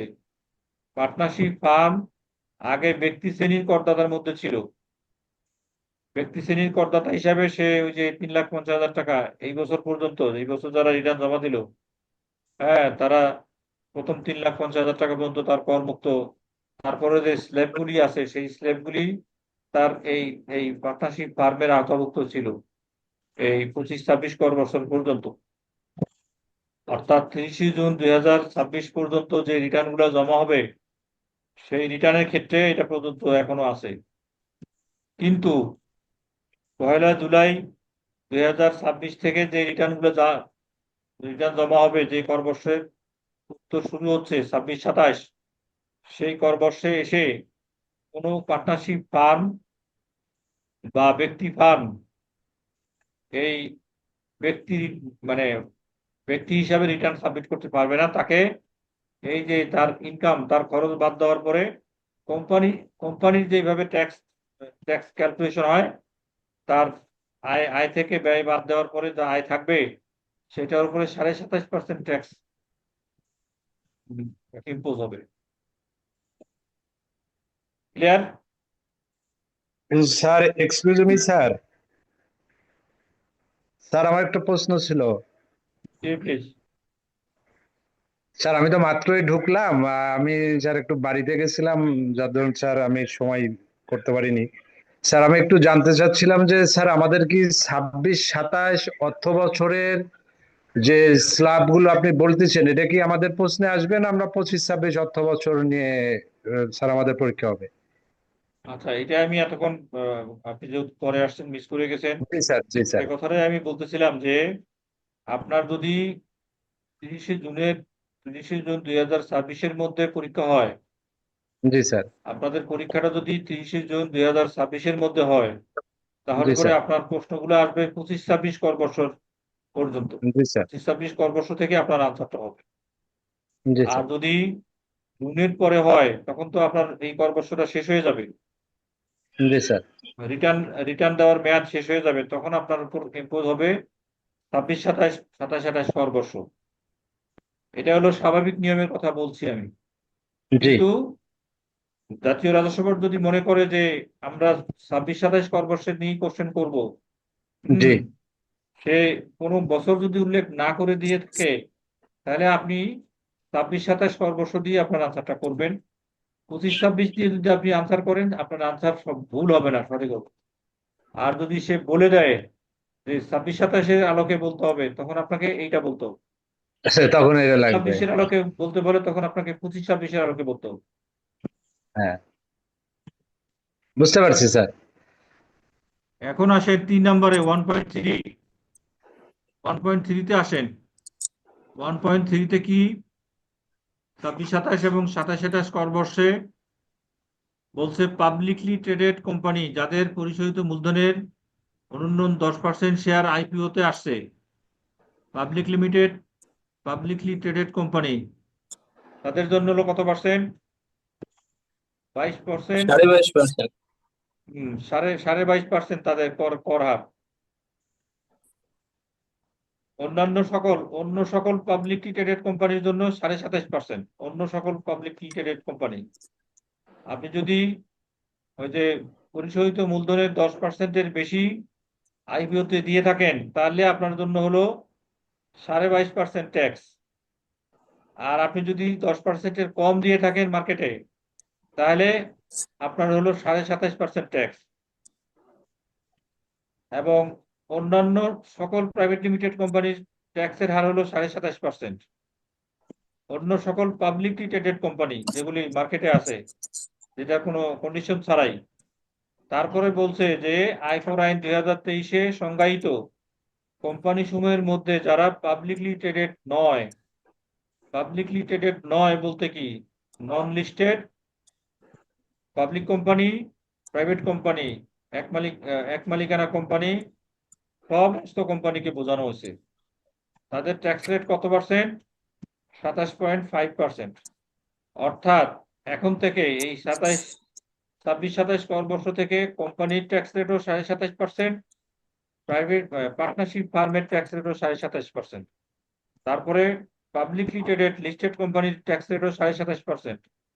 আর হচ্ছে যার মার্কেট শেয়ারিং আছে, পাবলিকের কাছে শেয়ার আছে 10% বা তার বেশি, তার জন্য 22.5%। এই বিষয়টা আপনার কি, এই যে কোম্পানি আইনের বিধান, এখান থেকেও কোশ্চেন হতে পারে। তাহলে আপনি যদি এটা আপনার যদি মুখস্থ না থাকে, আপনার যদি মাথায় না থাকে, তাহলে কিন্তু আপনি বলতে পারবেন না, আপনার আনসারটা কিন্তু আসবে ঠিকভাবে আসবে। কোম্পানি করদাতা ক্ষেত্রে কি হবে সেটা বললাম। তারপরে আসেন, তারপরে আরো কথা আছে, পাবলিকলি ট্রেডেড ব্যাংক, স্যার আমার একটা প্রশ্ন ছিল স্যার। ও ফাইন্যান্স কোম্পানি, মার্চেন্ট ব্যাংক ব্যতীত পাবলিকলি মানে মার্কেটে দ্বারা পাবলিকলি মানে লিস্টেড কোম্পানি যাদের শেয়ার ট্রেড হয়, সেই সমস্ত ব্যাংক, বীমা ও লিজিং কোম্পানি যেগুলি মারা যাচ্ছে, সেইগুলির জন্য কি মার্চেন্ট ব্যাংক ব্যতীত ট্যাক্সের হার 27.5%। 27.5%। তারা এমনি এখন মৃত্যুসজ্জায় আছে, কিন্তু তাদের ট্যাক্সের হার হলো 27.5%। যারা মানে কি চলাফেরা করতেছে, যারা মৃত্যুসজ্জা এখনো যায় নাই, তাদের তাদের ইনকামের উপরে 27.5% ট্যাক্স।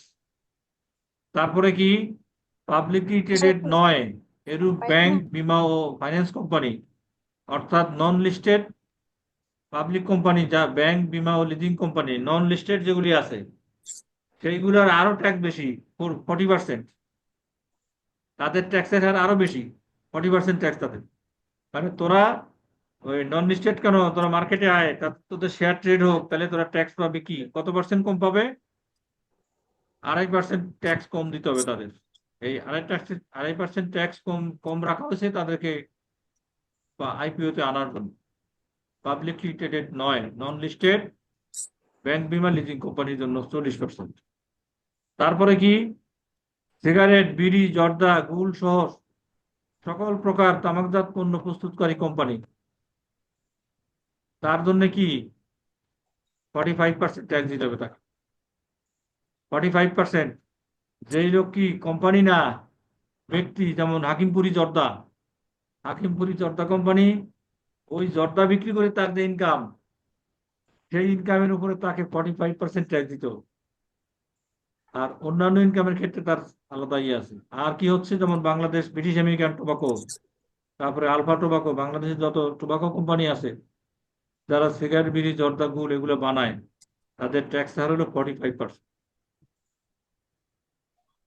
তারপরে কি, publicly traded mobile phone operator company যদি তার পরিশোধিত মূলধনের ন্যূনতম 10%, যার মধ্যে ইনিশিয়াল পাবলিক অফারিং প্লেসমেন্ট 5%-এর অধিক পারবে না, তাদের জন্য 40%। আর যদি ওই কন্ডিশন না থাকে তাদের জন্য 44% ট্যাক্স দিতে হবে। কথা বুঝতে পারছেন? তাহলে ট্যাক্স হার নিয়ে যেই সেকশনটা আছে, আপনার ট্যাক্সের এই যে কার জন্য কি পরিমাণ ট্যাক্স হার, এই ট্যাক্স হারটা আপনাকে কি মুখস্থ করে ফেলতে হবে। এই মুখস্থের কোনো বিকল্প, আপনি যাতে 1 নম্বরের কোশ্চেন হলো আপনি বলতে পারেন যে হ্যাঁ এটা আমি এটা এখানে আপনি বানায় লেখার কোনো সুযোগই নেই।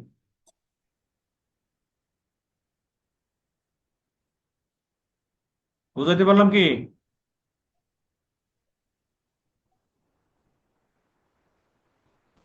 তাহলে আপনি এখানে এই যেটা বললাম 1.2, 1.3, তারপরে কালকে প্রথমে ছিল 1.1, এই পুরাটাই কি আপনাকে হেফজ করতে হবে।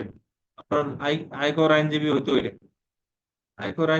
হইলে এই 1, 2, 3 গেল, এবার 4-এ আসেন।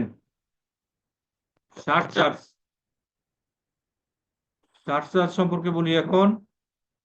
সেটা হচ্ছে যে স্বাভাবিক ব্যক্তি করদাতার ক্ষেত্রে আয়কর আইন 2023-এর ধারা 167 অনুযায়ী পরিসম্পদ ও দায়ের বিবরণীতে প্রদর্শিত নিম্নবর্ণিত সম্পদের ভিত্তিতে করযোগ্য আয়ের উপর অর্থ অধ্যাদেশ 25-এর তফসিল 2 ও তফসিল 3-এ উল্লেখিত কর হার প্রয়োগ করে পরিগণিত অঙ্কের উপর নিম্নরূপ হারে সারচার্জ প্রদান করতে হবে। আপনার তফসিল আছে 2টা, তফসিল 2, তফসিল 3, সেখানে এই সম্পর্কে বিস্তারিত বিধান দেওয়া আছে, সেখানে আমরা পরে যাব। এখন যেটা জানার বিষয় সেটা হচ্ছে যে সারচার্জ বলতে আপনি যে ব্যক্তি শ্রেণীর করদাতা হিসাবে যে ট্যাক্স আপনি দিয়ে আসতেছেন, সেই ট্যাক্সের অধীনে দেখেন এখানে যে একটা সেকশন দেওয়া আছে, সেকশন 167 আয়কর আইন 2023-এর 167 ধারা অনুযায়ী পরিসম্পদ ও দায়ের বিবরণীতে প্রদর্শিত নিম্নবর্ণিত সম্পদের ভিত্তিতে করযোগ্য আয়ের উপর অর্থ অধ্যাদেশ 25-এর, এখানে অর্থ অধ্যাদেশ 25 না বলে যদি শুধু ওই আয়কর আইন 2023-এর 167 ধারা অনুযায়ী ব্যক্তি শ্রেণীর করদাতার কথা বলে সারচার্জের কথা বলে, তখন আপনার এই আনসারটা আসবে, এইটাই দিতে হবে। আপনার জন্য এই আনসারটাই প্রযোজ্য হবে। কি হবে? নেট পরিসম্পদের পরিমাণ 4 কোটি টাকা পর্যন্ত শূন্য, 4 কোটি টাকা পর্যন্ত তার কি সারচার্জ আসবে না। নেট পরিসম্পদের পরিমাণ 4 কোটি টাকার অধিক কিন্তু 10 কোটি টাকার অধিক নয়, তাহলে তার 10% ট্যাক্স সারচার্জ দিতে হবে। বা নিজ নামে 1-এর অধিক মোটর গাড়ি থাকলে, তার যদি 1-এর অধিক, কিছুক্ষণ আগে একটা কোশ্চেন করলেন না যে গাড়ি যদি 1টার থেকে বেশি থাকে, 1-এর অধিক যদি গাড়ি থাকে, তার আবার 10% কি সারচার্জ দিতে হবে। বা মোট 8,000 বর্গফুটের অধিক আয়তনে গৃহ সম্পত্তি যদি তার থাকে, তাহলেও তাকে 10% সারচার্জ দিতে হবে। প্রথমে বললো 4 কোটি টাকা পর্যন্ত ফ্রি, তারপরে বলতেছে 4 কোটি টাকার ঊর্ধ্বে কিন্তু 10 কোটি টাকার ভিতরে তাকে 10% সারচার্জ দিতে হবে। তারপরে বলছে বা নিজ নামে তার একাধিক মোটর গাড়ি আছে, সেটা 15 সিসি হোক আর 3,500 সিসি হোক, তার 10% বেশি ট্যাক্স দিতে হবে মোট আয়ের উপর। তার যদি 8,000 স্কোয়ার ফিটের কোনো বর্গ ফিটের কোনো বাড়ি থাকে, কোনো ফ্ল্যাট থাকে, তাহলেও তার 10% ট্যাক্স দিতে হবে। তারপরে গতে কি বললো, নিট পরিসম্পদের পরিমাণ 10 কোটি টাকার অধিক কিন্তু 20 কোটি টাকার অধিক নয়। 10 কোটি থেকে 20 কোটি পর্যন্ত কত 20%। তারপরে তারপরে আপনার নিট পরিসম্পদের পরিমাণ 10 কোটি টাকার অধিক কিন্তু 20 কোটি টাকার অধিক নয় 20%। তারপরে 20 থেকে 30 হলো 30%। তারপর তার থেকে বেশি হলে পরে 35% সারচার্জ দিতে হবে। তাহলে আপনার এই সারচার্জ থেকে কি এটা, যেহেতু এখানে আয়কর আইন 2023-এর সেকশন জড়িত, আয়কর আইন 2023-এর সেকশন 167-তে এই সারচার্জ সম্পর্কে ডাইরেক্ট নিয়ে আসা হয়েছে। এখান থেকে আপনার কোশ্চেন আসতে পারে। আপনাদেরকে আজকে যে কোশ্চেনগুলো আমি প্রোভাইড করেছি সেখানে গিয়ে দেখবেন যে সারচার্জ নিয়ে কোনো কোশ্চেন আছে কিনা। যদি থেকে থাকে কি ধরনের কোশ্চেন আছে, আপনি সেটার সাথে আজকে আমি যেটা বললাম এটাও আপনি যোগ করে নেবেন আপনার প্রশ্নের আনসার দেওয়ার। এখান থেকে আপনার 1 নম্বর 2 নম্বর 5 নম্বরের কোশ্চেনও থাকতে পারে। 26-27 করবর্ষের সারচার্জের বিধান কি, বা আয়কর আইন 2023-এর 167 ধারা অনুযায়ী ব্যক্তি করদাতার সারচার্জের বিধান কি, বা 2025 সালের অর্থ অধ্যাদেশ অনুযায়ী ব্যক্তি শ্রেণীর করদাতার সারচার্জের বিধান কি। এই 3টা কোশ্চেন হতে পারে, 3টা কোশ্চেনের একই উত্তর। এখন এই 3টা কোশ্চেন আপনি নোট করে নেন। 3টা কোশ্চেন যদি আপনার নোট করা থাকে, এই 3টা কোশ্চেনের জন্য আপনি এই যে ক খ গ ঘ গ এবং উপরের 3 লাইন লেখা লিখলেই কি যা থাকবে নাম্বার তাই পাবো। সারচার্জ সংক্রান্ত গেল। তারপরে আসেন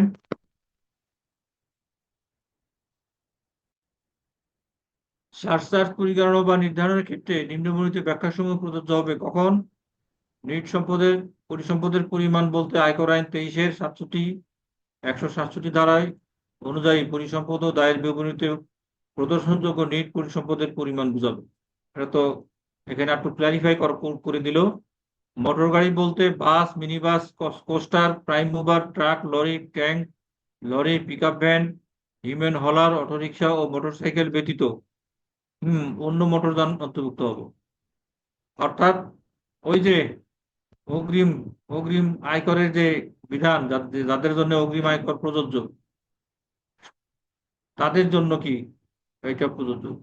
এই মোটর গাড়ি বলতে যদি 5টা মিনি বাস থাকে, বাসের যারা কোম্পানি তাদের 5টা মিনি বাস থাকতে পারে, 5টা বড় বাস থাকতে পারে, কোস্টার থাকতে পারে, prime mover, truck, lorry, tank, pickup, motorcycle, van, human hauler, auto rickshaw, motorcycle, এগুলা কি আপনার এই 167 ধারার বিধানের বাইরে থাকবে। বুঝতে পারলাম? তারপরে আসেন 1.5। এই যে কিছুক্ষণ আগে এটা আমি ক্লিয়ার করেছি যে মানে কত সিসি থেকে কত সিসি গাড়ির ক্ষেত্রে আপনার এই কত পার্সেন্ট ট্যাক্সের হার প্রযোজ্য হবে। এখান থেকেও কোশ্চেন হতে পারে যে ব্যক্তি শ্রেণীর করদাতার ক্ষেত্রে যদি তার গাড়ি থাকে তার ক্ষেত্রে অগ্রিম করের বিধান কি, এরকম কোশ্চেন হতে পারে। অগ্রিম করের বিধান কি, কোশ্চেনগুলো কিন্তু সাথে সাথে লিখে নেবেন। আচ্ছা, তারপরে আসেন আপনার এই পর্যন্ত গেল। তারপর তো বিশেষ চার্জ সম্পর্কে তো বললামই। এই পর্যন্ত যে আমি আজকে কথা বললাম এর মধ্যে আপনার মানে এর মধ্যে কোশ্চেন করবেন, কোনটাকে বোঝেন নাই, কোনটাকে বোঝার জন্য আমার স্যার কাছে আমার একটা জিজ্ঞাসা প্রশ্ন করেন ছিল যে এই স্যার। এতক্ষণ পর্যন্ত আমি যে আলোচনা করলাম সেখানে আপনার না বোঝার জায়গাটা ঠিক আছে কিনা। স্যার 1.2 এর 1 নম্বরটা আমার একটু পড়েছি স্যার, কিন্তু আমি বুঝতে পারি না, একটু সমস্যা হচ্ছে স্যার আমার। কোনটা? 1.2 এর 1 নম্বরটা স্যার, আমি এই পরিপত্রটা পড়েছি, সবগুলো বুঝেছি, কিন্তু ওই বিষয়টা আমার মাথায় ঢুকতেছে না স্যার। 1.2।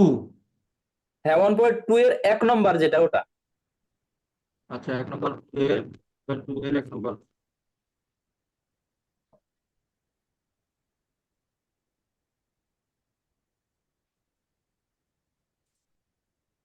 স্যার আমি দিনাজপুর থেকে আপনার ক্লাসে জয়েন করেছি স্যার।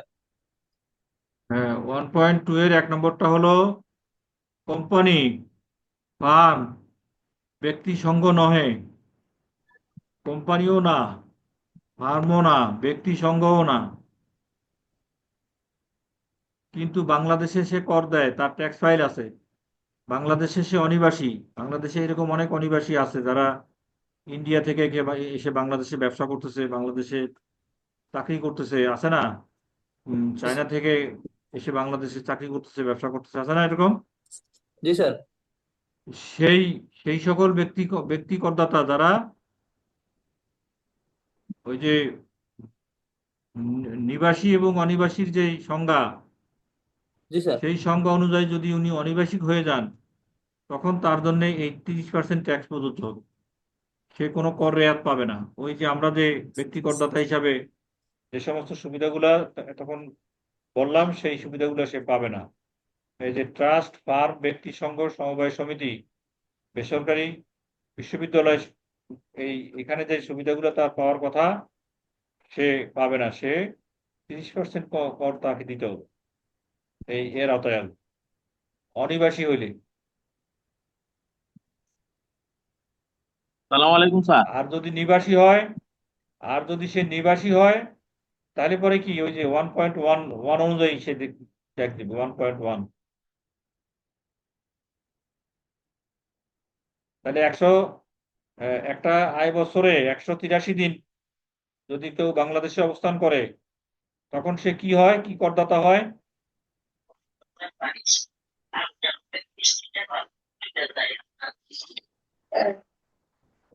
নিবাসী নিবাসী কথা।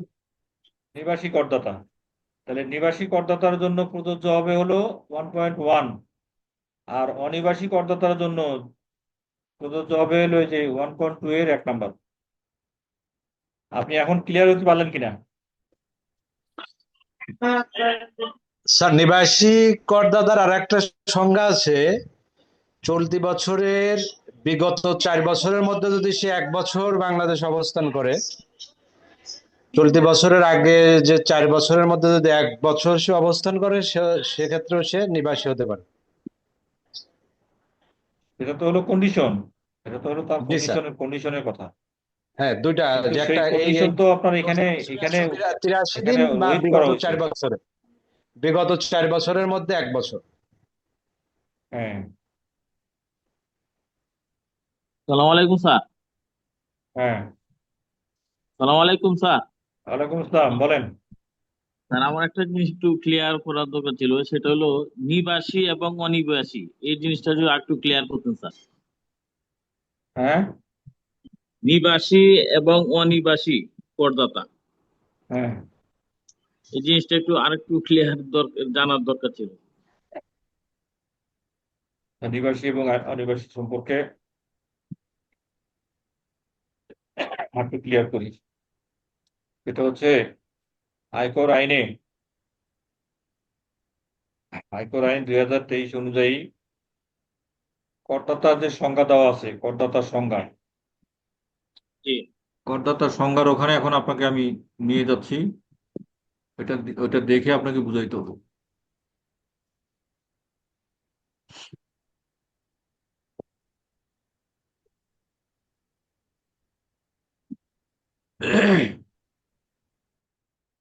আমি এখন আয়কর আইন 2023-এ আসলাম আপনার নিবাসী অনিবাসী পরিষ্কার করার জন্য।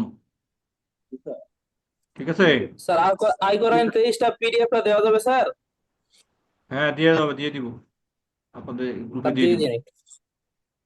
দিন। এখানে আপনি আসেন, এই যে দেখেন, অনিবাসী, অনিবাসী অর্থ কি? অনিবাসী অর্থ নিবাসী নহেন এরূপ কোনো ব্যক্তি। তারপরে বলছে যে অনুমোদিত আনুতোষিক তহবিল। তাহলে অনিবাসী অর্থ হলো নিবাসী নহেন এরূপ কোনো ব্যক্তি হলো অনিবাসী অনিবাসী অনিবাসী করদাতা।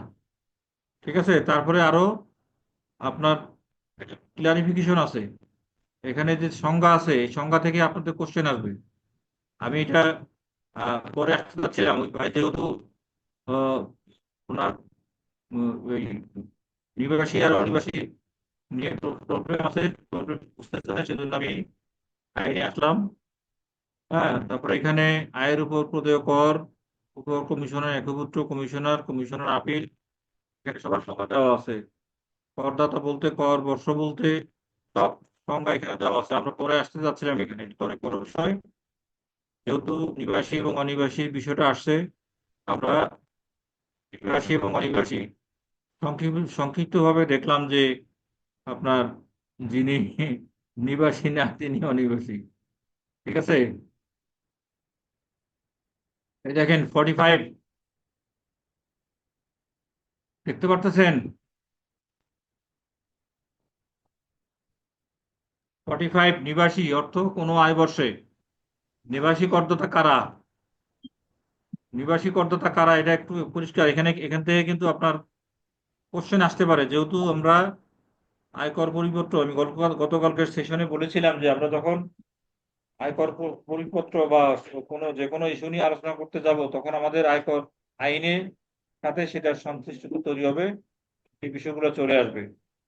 আজকে আপনাদের কোশ্চেনের কারণেই সেই বিষয়ে আমরা আয়কর আইন 2023-এ আসলাম। আয়কর আইন 2023-এর সেকশন 1-এর সাবসেকশন 45-এ দেখেন কি বলা আছে। নিবাসী করদাতা বলতে কি বোঝানো আছে? নিবাসী অর্থ কোনো আয় বর্ষে।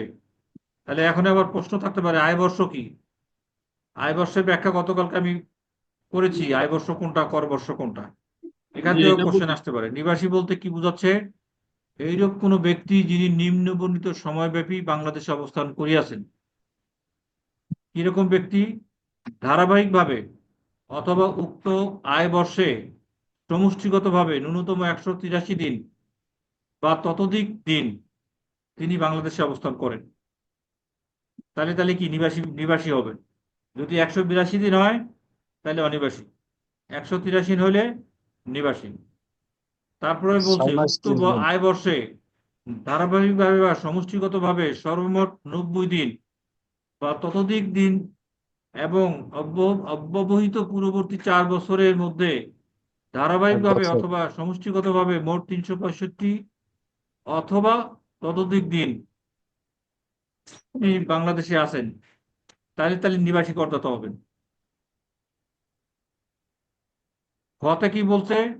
কোন হিন্দু অবিভক্ত পরিবার, ফার্ম বা ব্যক্তি সংঘ যার নিয়ন্ত্রণ ও ব্যবস্থাপনা কার্যাদি সম্পূর্ণরূপে উক্ত বর্ষে বাংলাদেশের অভ্যন্তরে সংগঠিত হয়েছে, ইস, সেটাও নিবাসী।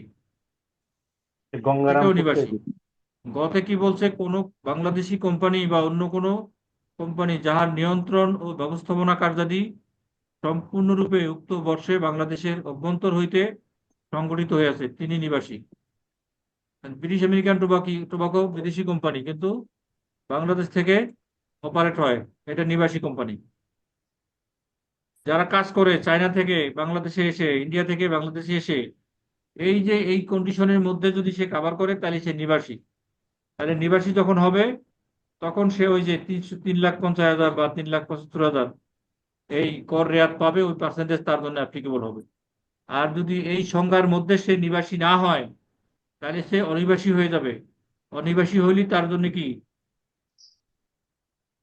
ওই যে পার্সেন্টেজ বললাম, ওই পার্সেন্টেজ তার জন্য অ্যাপ্লাই হবে। অনিবাসী নিয়ে যে কোশ্চেনটা যে ভাইয়ের ছিল, সেই ভাইকে বলছি যে আপনি এই আয়কর আইন 2023-এর এই সাবসেকশন 45, আমি এইটা আপনাদেরকে দিয়ে দিব আজকে। স্যার, আপনাদেরকে দিয়ে দিব, আপনি এখান থেকে এটা কি ভালো করে দেখে নেবেন, দেখে নিয়ে আপনি আপনার আহ, আহ, জায়গাটা পরিষ্কার করবেন। নিবাসী এবং অনিবাসী করদাতা বলতে কি বোঝায়, আয় বর্ষ এবং কর বর্ষ বলতে কি বোঝায়। ঠিক আছে? স্যার এই স্যার 5 বছর আর পর বছরটা বুঝি মানে ওইটা ওই যে নিবাসী যে এখন যে যেগুলা মোটামুটি আলহামদুলিল্লাহ ক্লিয়ার হয়েছে। Thank you sir. জি জি। স্যার এর 2 নাম্বারটা একটু বুঝাই বলবেন, 90 দিনের যে ব্যাপারটা লেখা আছে এটা একটু বুঝতেছি না ভালো মতো। এটা প্লিজ বলেন। স্যার 45 নাম্বারের কয়ের 2 নাম্বারটা যেটা 90 দিনের কথা লেখা আছে ওইটা একটু বুঝাই বলবেন। 45-এর, হ্যাঁ 45-এর কয়ের 2 নাম্বার মানে 90 দিনের কথা যেটাতে লেখা আছে 4 বছরের ব্যাপারটা লেখা আছে ওইটা একটু বুঝাই বলবেন।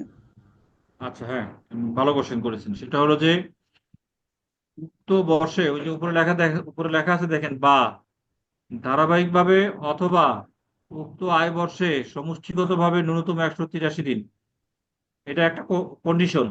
বা মানে ওটা যদি না হয় তাহলে বা নিচেরটা তার জন্য অ্যাপ্লিকেবল কি, উক্ত আয় বর্ষে ধারাবাহিকভাবে সে 90 দিন ছিল, বা সমষ্টিগতভাবে 90 দিন ছিল, আসছে সে 90 দিনে এক টানা ছিল, 90 দিন ছিল, বা তত ততোধিক দিন এবং ততোধিক দিন এবং অব্যবহিত পূর্ববর্তী 4 বছরের, অর্থাৎ আগের 4 বছরের যে আয় বর্ষ, সেই আয় বৎসরের যে কোনো আয় বর্ষে সে 365 দিন বাংলাদেশে ছিল, অর্থাৎ তখন তার ক্ষেত্রে আর কি 183 দিন প্রযোজ্য হচ্ছে না, তার জন্য প্রযোজ্য হচ্ছে 365 দিন। 365 দিন সে বাংলাদেশে ছিল বা তার থেকে বেশি ছিল বাংলাদেশে, তখন সে নিবাসী করদাতা হিসেবে কোনো, যদি এই কন্ডিশন ফুলফিল না করে তাহলে সে কি অনিবাসী করদাতা। তাহলে নিবাসী এবং আর অনিবাসী 90 দিন করদাতার থাকলে থেকে হবে? প্রায় প্রত্যেক পরীক্ষাতেই কোশ্চেন আসছে। আপনার আমি যেগুলো প্রশ্নগুলো দিয়ে রেখেছি ওই কোশ্চেনগুলো দেখলে আপনারা বুঝতে পারবেন যে ওইখানে আপনার ওখান থেকে কোশ্চেন এসছে।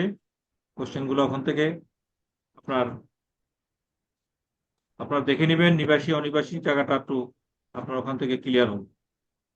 তো আমি স্যার আহ, 90 দিন থাকলে সেক্ষেত্রে কি হবে, মানে যেটা লেখা আছে 90 দিন এটা হ্যাঁ মানে 90 কি দিন হয়, যদি 90 দিন থাকলে একটানা হবে সে 90 দিন থাকে কোনো আপনার যেই আয় বর্ষ নিয়ে আপনার রিটার্ন সাবমিট করবেন, সেই আয় বর্ষে সমষ্টিগতভাবে যদি সর্বমোট 90 দিন তিনি একটানা থাকেন বা 90 দিনের বেশি থাকেন একটানা, 183 দিন থাকে আচ্ছা নাই কিন্তু 90 দিন একটানা ছিল বা 90 দিনের বেশি একটানা ছিল, এটা একটা কন্ডিশন। বা আগের 4টি আয় বছরে তার কি সে নিবাসী ছিল, বা স্যার সে 365 দিন আগের আগের যে কোনো আয় বছরে সে আর কি যে কোনো এক বছর 365 দিন বা তার বেশি সে অবস্থান করেছিল, সেক্ষেত্রে সে নিবাসী করদাতা হিসেবে গণ্য। স্যার এখানে এখানে আমি যদি একটু সময় দেন, এখানে বিষয়টা হচ্ছে কি, উনি এই যে আপু যেটা কোশ্চেন করতেছে, এখানে ওই 90 দিনেরটা অ্যাপ্লিকেবল হবে তখনই, 90 দিনই সে তার ক্রাইটেরিয়া ফিল করতে পারতেছে না এটার সাথে, অর্থাৎ ওই উক্ত আয় বর্ষে 90 দিন তার সাথে উপরোক্ত আগের যে 4 বছর তার ভিতরে সমষ্টিগতভাবে অথবা ধারাবাহিকভাবে 365 দিন থাকতে হবে, তাহলেই কেবল সে 90 দিনের বেনিফিটটা পাবে। হ্যাঁ আদারওয়াইজ তাকে 183 দিন ওইটাই তার জন্য নিবাসীর জন্য লাগবে। হ্যাঁ নব্বই হ্যাঁ দিনেরটা তখন অ্যাপ্লিকেবল হবে যদি তার আগের 4 বছরে মিলে আর কি, ধারাবাহিকভাবে হোক অথবা সমষ্টিগতভাবে হোক 365 দিন থাকতে হবে, তাহলেই কেবল ওই 90 দিনের বেনিফিটটা পাবে। আদারওয়াইজ হ্যাঁ ওই 90 দিনের বেনিফিট দিয়ে সে নির্বাসী হতে পারবে না। পারবেন। Thank you. করছি ক্লিয়ার হয়েছে, পাশাপাশি আপু বুঝতে বুঝতে পারলেন পেরেছি। আপনি? জি স্যার বুঝতে পারছি, স্যার থ্যাংক ইউ। আপনি আপনি এখনই আপনি বুঝে গেছেন সেটা বলার দরকার নাই। আপনি এইটা আমি যখন শেয়ার দিয়ে দিব আপনাদের গ্রুপে, আপনারা এখান থেকে কি করবেন এই যে আজকে যে সেশন যে পর্যন্ত আমরা করলাম 7:30 থেকে এই পর্যন্ত, আমরা যে বিষয়গুলো নিয়ে আলাপ করলাম এগুলো আপনারা একটু বাসায় পড়ে ফেলবেন। আর এই বিষয়ে আমরা আগামীকালকের সেশনে বিস্তারিত আরো আলোচনা করব। আজকের সেশনটা আমি আর বেশিক্ষণ কন্টিনিউ করব না। স্যার আপনার একটা প্রশ্ন আছে। জি প্লিজ। স্যার প্রশ্নটা হচ্ছে যে আপনি স্যার জানেন যে বাংলাদেশে অনেক কনসালটেন্ট বিদেশ থেকে বাংলাদেশে এসে কনসালটেন্সি করে।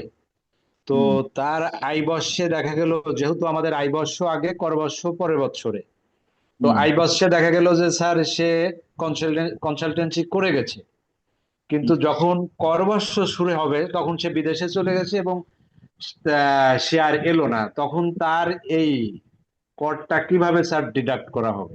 সে তো আর বাংলাদেশে এলোই না, মানে তার না, কনসালটেন্সিও সেটা সে শেষ হলো। বাংলাদেশে না আসুক, যেই যেই আয় বর্ষের রিটার্ন, যে আয় বর্ষের রিটার্ন আপনি জমা দিচ্ছেন, জি সেই স্যার, আয় বর্ষের হিসাবেই তাকে আপনি নিবাসী অনিবাসী করবেন। মানে উনি তো স্যার আপনি আর যখন বাংলাদেশে রিটার্ন জমা আসতেইছেন না। দিচ্ছেন, তখন সে কি ছিল সেটা তো আপনার আপনার এখানে প্রশ্ন না। আপনার প্রশ্ন হচ্ছে সে নিবাসী ছিল কখন, আয় বর্ষে সে নিবাসী ছিল কিনা। পর বর্ষে সে হ্যাঁ নিবাসী নাই, সেটা ম্যাটার না।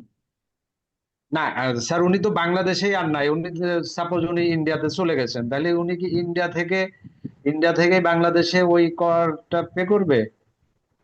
না, আপনি যখনই আপনি যে, হ্যাঁ, আপনার কোশ্চেনটা বুঝতে পারছি। সেটা হলো যে বাংলাদেশে সে ওয়ার্ক পারমিট নিয়ে কাজ করতেছে, কিন্তু জি তার স্যার। ওয়ার্ক পারমিট রিনিউ হয় নাই, বাংলাদেশে সে আর নাই।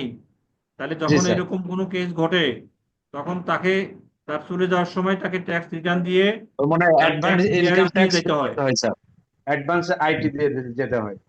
হ্যাঁ, তাকে তাকে ওই মানে কি, কর বর্ষ আসার আগেই সে যখন বাংলাদেশ থেকে চলে যাবে, ওই সময় তার হ্যাঁ ট্যাক্সের রিটার্ন জমা দিয়ে ট্যাক্স ক্লিয়ারেন্স নিয়ে তাকে যেতে হবে। জি স্যার, তখন তার আয় বর্ষ এবং কর বর্ষ সেম হয়ে যাচ্ছে আর কি।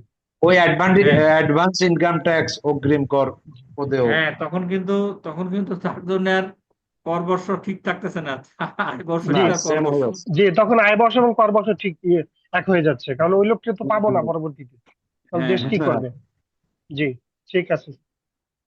ঠিক আছে। আমি আজকের সেশনটা একটু টেকনিক্যাল কারণে করতে চাচ্ছি না। আপনার আগামীকালকের সেশনটা ঠিক 7:30টায় শুরু হবে, এবং আমরা টাইমলি সবাই আপনারা থাকবেন। আমি যেটা দিয়ে দিব আজকে, এখানে যা যা আছে অনেকগুলো আপনাদের গ্রুপে শেয়ার করা আছে, আর আয়কর আইনটাও আজকে আমি শেয়ার করে দিব।